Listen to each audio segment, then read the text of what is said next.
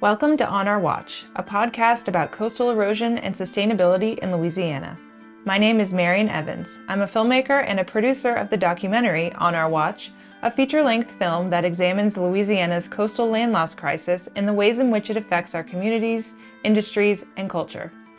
The film's director, Jonathan Evans, and I are proud to launch this podcast series that will continue to explore issues facing the Louisiana coast through conversations with local residents, community leaders, and experts. On this episode, we're speaking with Dr. Joseph Orgeron. Joseph is the executive director for the nonprofit coastal advocacy group, Restore or Retreat, as well as a Louisiana State Representative for District 54. And now, our interview with Joseph Orgeron. Thank you for joining us today, Joe. Thank you. Nice to be here. I wonder if you could tell me a little bit about your organization, Restore or Retreat, and how you got involved in coastal restoration in Louisiana. Good enough. Basically, first of all, Restore Retreat's about 20 years old, and it's a nonprofit advocacy group or advocacy organization that focuses on promoting large-scale, aggressive large-scale restoration and resiliency efforts in South Louisiana, focused on the Barretaria and Terrebonne estuaries. Basically, whenever I lived elsewhere. I'm born and raised on the bayou, went to school elsewhere, worked elsewhere. Whenever I moved back to the bayou, I got interested in, marginally interested in coastal restoration. Knew that it was something. Saw the swamplands disappearing, on the way to Grand Isle and other places, and basically said I would get involved. I'd heard of Restore or Retreat. I became a board member. I'm going to say, just occasionally engaged, met with the people that were running it, and supported what they were doing in whatever way I could. Then fast forward to Hurricane Ida. Being now in more connected with my community and the jobs that I do, went ride the levee districts or the levees that protected us from Hurricane Ida with the levee district managers. And basically they opened my eyes to the fact that, as I attempted to applaud them for building levees that protected the community, they talked about how the marsh that had deteriorated right outside the levees are equally as important as the levee and the elevation and the dirt that holds out the water in attenuating the storm surge and in protecting the toe of the levee, the outermost portion. And they basically said, a lot of effort needs to be done. It was all around this time that the leadership of Restore or Retreat, which I had been involved with 15, 18, almost 20 years at the time, had moved on, and I found out that no one would be basically at the helm. And it was a perfect opportunity for me to just inquire whether or not I could be a good fit to take the executive director position. So that's basically how I got involved with it. And now I'm very happy that I'm working, for the betterment of my whole community, but more importantly for protecting those infrastructures that keep us safe from natural disasters. And basically working on improving the infrastructure that we have, the roadways, the roadside resiliencies, the barrier island restoration, and all the other bits of infrastructure that we have, so that we could continue to live in this beautiful area that I call home. Wow, it's so interesting how you didn't expect to be in this position. It kind of just was the perfect circumstances that Correct. got you here. So what are some of your central projects and initiatives that you're working on right now as executive director? Transitioning the organization to a higher level of volunteerism, realizing that state organizations like CPRA, take a tremendous amount of state resources and money and do extremely large-scale projects.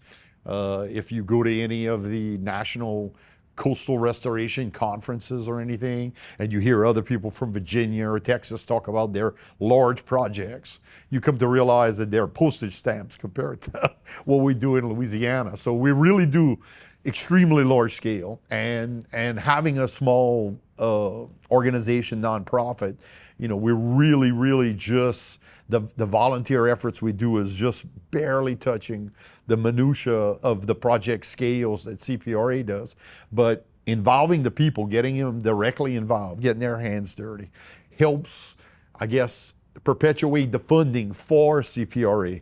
Kind of adds a lubricant, to the gearbox. They're the gearbox. We're the lubricant with the people that support those large-scale projects. And I'm happy to be the tin man with the oil can, moving it around. Yeah. So, in learning more about your organization, it seems to me that there's an emphasis placed on bringing together the different stakeholders involved in coastal restoration. So, why do you think that is important to do? Well, one of my previous occupations, life experiences was oil and gas or offshore energy infrastructure, and they're a big stakeholder. They're in some ways blamed for the exacerbation of the erosion with all the canals for access, but at the same time, they're very engaged in the coastal restoration project, in sponsoring events, and the Go Mesa money, the federal money that actually comes to fund the majority of all the restoration projects comes from the hydrocarbon production and exploration process. And having that history with them, I understand their position and engage well with them. So work with them, bringing that stakeholder in, have a large background in academia, so bringing in the speaking scientists is another stakeholder, and just being involved in the community at a base level is kind of like the third facet of having a full-rounded stakeholder engagement in these processes. Right. How do you think the communication could be improved between the various stakeholders, whether it's the government, the scientific community, oil and gas? We've been using email, we've been using social media. It helps.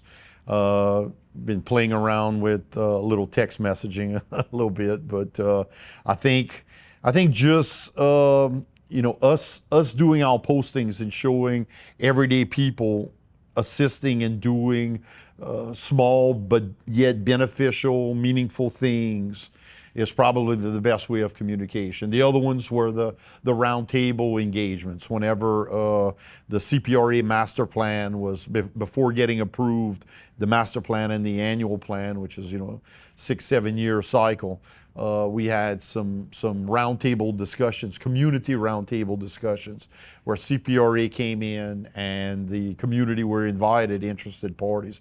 And they came in and they asked about the projects. They asked about the prioritization process and what, trust me, they were all worried about what would affect their community and their hometown most. That's the project that they wanted moved the quickest. And understanding that not every project could be the highest priority, but understanding what makes a high priority project, and having these engagements were pretty good.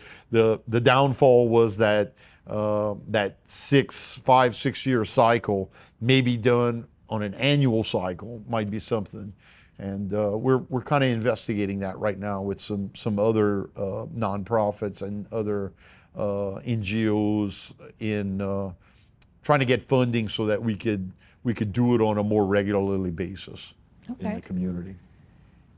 So I wanted to ask you, what do you love about the wetlands, and how do you think growing up in South Louisiana has influenced your love of nature?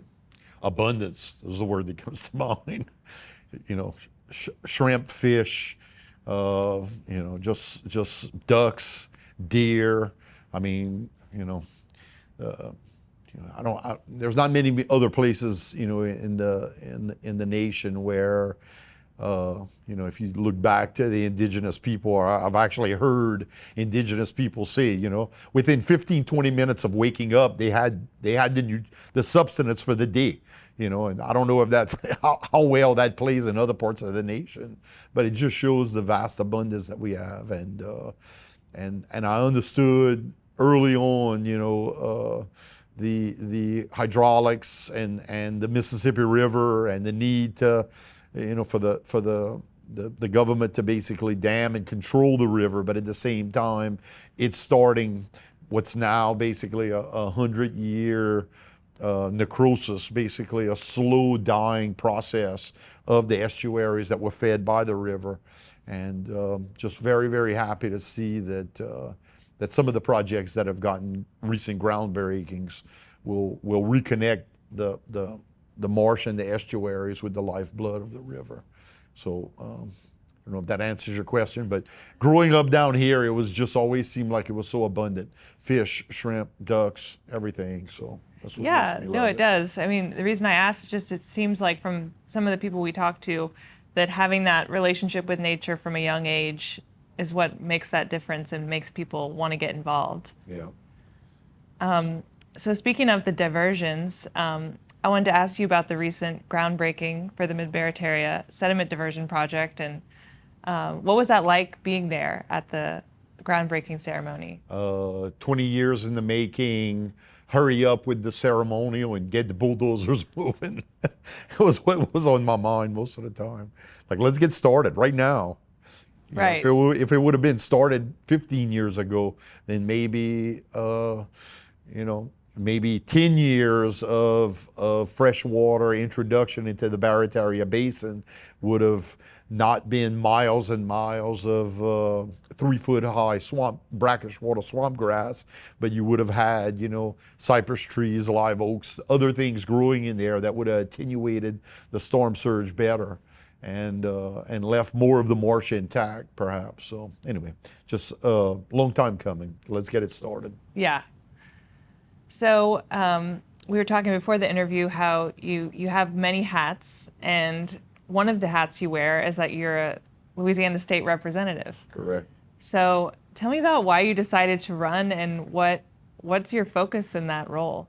Well, I was kind of at the parish or county level political party committee, which basically looks for people to run for small offices, local offices.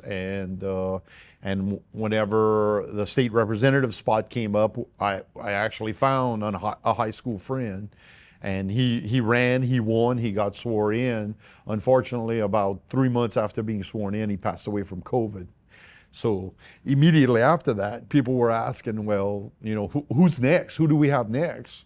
And my name started getting floated around, more, I think, because there was no one else. So threw my name in the hat and ran for the position and won. So that's how I got into it. I never intended or wanted to be in politics. Matter of fact, growing up, was told by my parents, you could be anything you want, but don't be a lawyer or a politician. So You didn't follow their advice there. well, they're passed away now, so they don't see the politician part, but I think they would still be proud of me. Yeah. Is there any coastal restoration work involved in that position? Absolutely. I serve, one of the committees I serve on is natural resources, House Natural Resources, which is one of the committees where CPRA's budget has to get approval through. But I mean, at the same time, I'm involved with fisheries, redfish, speckled trout, shrimp seasons, everything dealing with the natural abundant resources of Louisiana and how they're maintained, utilized, shared, stakeholder sharing of resources. So it's good to be on that committee as well as the others that I'm on. So. Great.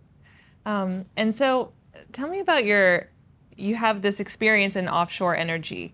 How does that contribute to your coastal restoration work?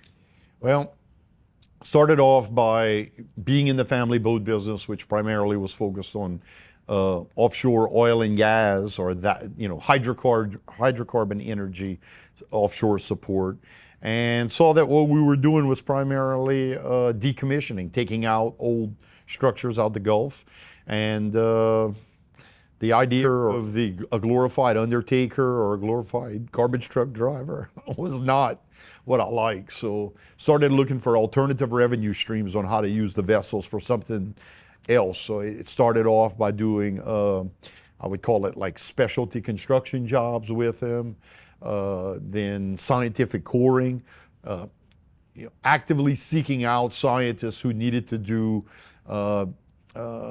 ocean corings for data, subsurface data, and involving myself with them, and that actually took me up to the East Coast.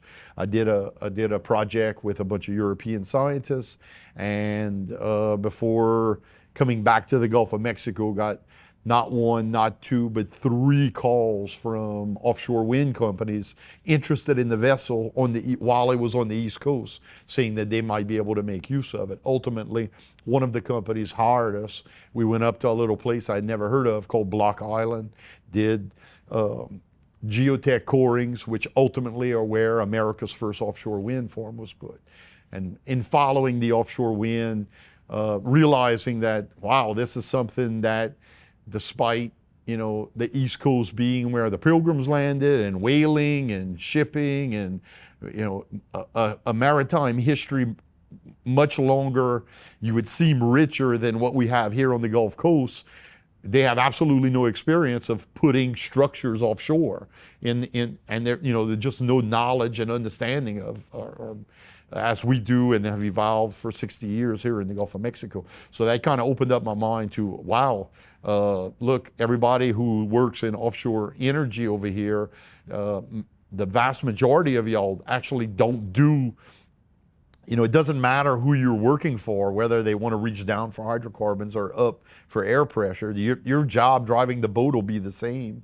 So kind of opened up the door for offshore energy, and that in the legislature ran some bills to try to make Louisiana a more friendly state for the potential for offshore wind industries to move into, and it's happening slowly but surely. So that's kind of the history of how I got involved in offshore wind or offshore renewables. What do you think are some of the misconceptions people have about the offshore energy industry and as it relates to coastal erosion? Well, let me back up. One change that I did whenever I was on the East Coast was hearing a lot of complaints about, well, Joe, you're only working on setting up the turbines and all. We got this other big issue. And I was like, what's that? And they're like, getting the cable under the beach and popping out in a substation to deliver the power to the people that live in the coastal communities. And I was like, well, what's the problem? You're horizontally boring. You're going like 40, 50 feet underneath the beach and the houses and the roads and popping up, on some backside of the island or backside to a substation. And even that, a lot of the communities were having issues with. And at the time, I was like, just do it. Don't worry about what they're saying. But now that we're in the Gulf of Mexico and we're talking about putting offshore wind turbines and running cables through what I now deem, coastally sensitive, ecologically sensitive areas, I've kind of turned a leaf, and I'm a little bit more concerned about it. So anyway, I think the one you asked about misconceptions or something like that is birds, avian strikes. I am worried about. We have a lot of shorebirds, so I am concerned. I'm looking forward optimistically to some of the technologies of painting one of the 3 blades on the turbines a different color to get rid of what's called bird blur, where birds, if all 3 blades are the same, they kind of don't see the blades. But if you have one painted a different color, the contrast allows them to say that's somewhere I shouldn't fly, and hopefully reducing it. So that's one. The other ones is the people that think renewables alone could save the planet, and it's just too sparse for the amount of energy that our current society needs.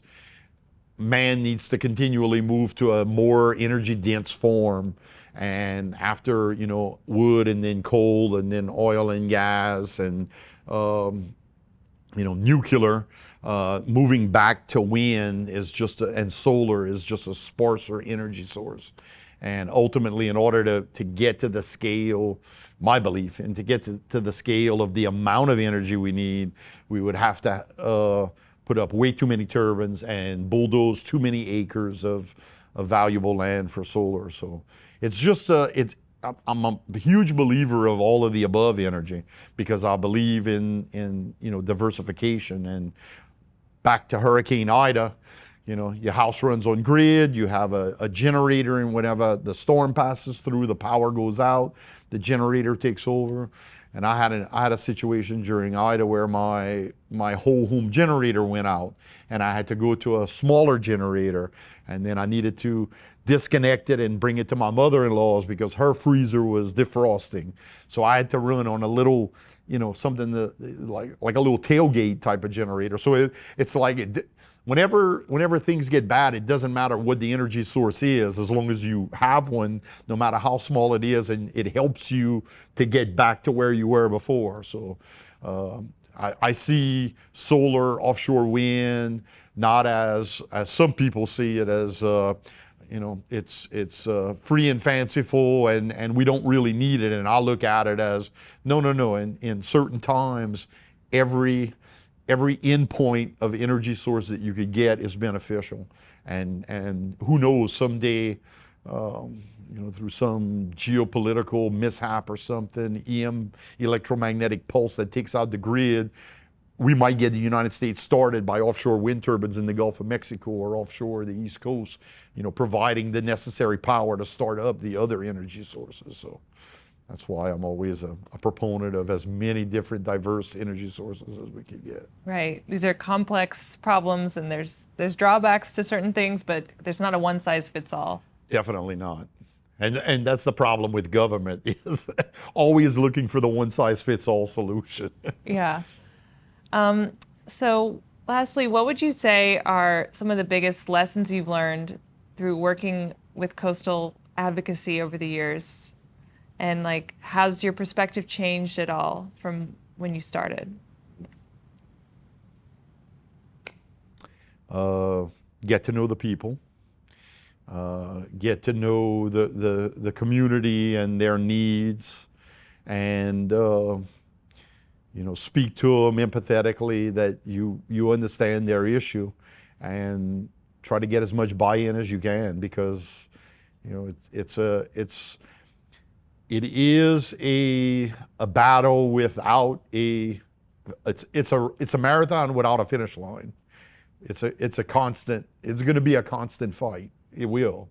And those of us in the know that. So that's the greatest learning, is getting other people to understand, you're not looking for this project will fix the problem. It's this project will just improve our sustainability, lengthen the amount of time that we can live here, buy us time while we exercise our human condition of nimbleness and flexibility and adapt to the ever-changing world that we live in. Well, Joe, thank you for taking the time to talk to us today. I really appreciate it. Thank you. Thank you for listening to On Our Watch. We hope you enjoyed our discussion with Joseph Orgeron. Don't forget to subscribe to On Our Watch on your favorite podcast app to be notified about future episodes. You can also watch a video version of this podcast on YouTube, which you can find a link to in the description. Thank you for tuning in, and we'll be back with another episode next week. This podcast is made possible through grant funds from the Greater New Orleans Foundation and is executive produced by Bruno UK Steiner.